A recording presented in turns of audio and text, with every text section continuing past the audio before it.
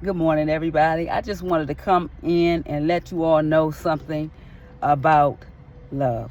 What love will do if you truly say you love someone. I got up this morning with my husband. He gets up early to go to work. And we were talking while we were making food. And then he left to go off to work. However, when he gets in the car, his truck, he will call and just talk all the way to work, talking about how bad the traffic is, the hour drive or more, and how crazy the people are driving.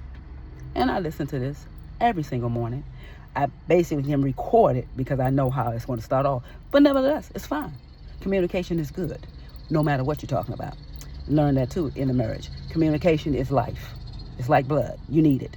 If you don't have blood in your body, you die. So if your communication in your relationship is dead, it's dying. So with that being said, he continued this conversation about talking about how bad the traffic was and how the people driving crazy. And he gets almost to his site. And shout out, oh my God.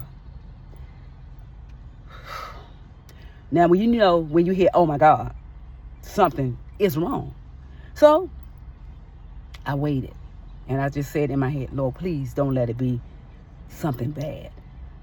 And my thoughts were, maybe somebody hit him. He hit somebody. But Lord, so I waited for him to say what the problem was. He said, I left my wallet. Oh, I said, oh my God, in my head. Because I know that he needed his wallet because he needed gas for the truck to do his job. Me as a wife, a good wife, let me say that. The first thing came out of my mouth was, do you want me to bring it? That's not even something to think about, whether I'm going to bring it or not. I'm going to bring my husband his wallet so that he can get gas to do his job. Because that's what a good wife would do, without complaining. I said, again, you want me to bring it? He never came out and said a yes. He just said, it's an hour away. The traffic is bad. I already know this. I didn't even ask you that. Do you want me to bring it? But yet, and still, he still didn't give the yes. He just began to explain how he can't believe he forgot his wallet. Okay, and I'm listening like, okay, but putting my clothes on at the same time while he's talking, because I'm headed to where he is.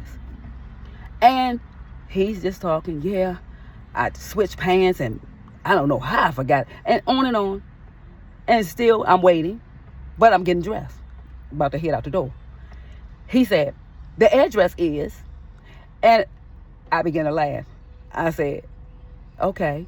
And after he gave me the address, he said, now, when you come, go this way and don't get on the express lane. What? Don't get on the express lane? I need the quickest route to get to you if the traffic is bad. And I was like, okay, don't get on the express lane. Nevertheless, if I got on the express lane, I have an easy pass. And if the bill come, he will pay it. But I follow his instructions. Sometimes you just got to listen. Don't get on the express lane. But lo and behold, driving to get to him, the traffic wasn't bad as it was when he started out this morning. So I was able to go straight there without a problem. I get to him, give him his wallet. He said, thank you, meet me at the gas station around the corner. We drove behind each other. I drove behind him to get the gas. He filled my tank up. He gave me money for breakfast. He said, thank you so much. He don't even have to say thank you, but that's courteous. Thanks is always in order. But I'm going to do what I have to do to make sure that my husband is happy and have a productive day. The devil won't win because no weapon. Just because you left your wallet doesn't mean that you weren't going to get your wallet to get your gas. Because as long as I am your helpmate, and I am, because I ain't going nowhere, I'm going to make sure that I help you meet the needs that you want. So my point today, oh, wait a minute. And when I get there, he says, oh, you look cute. Sure. I throw on anything. I said, oh, okay. I mean, they know what to say. I mean, that sounds good, that you look cute. I did, really. But, I wasn't looking for him to say that. But he also noticed that I had his Nike hat on. Now, I always grab a hat going out the door when I look like I look, of his. But didn't know that this was his new Nike hat. And he said, that's my new Nike hat. I said, oh, I grabbed the first thing I can get. He said, I haven't even had that on yet. Oh, I'm sorry to hear that. That's what I said in my head. And I said, oh, okay. It's another one, sitting on the rack. But that's the older one. But I get it, So he addressed that and said nothing else about it. But my point is this.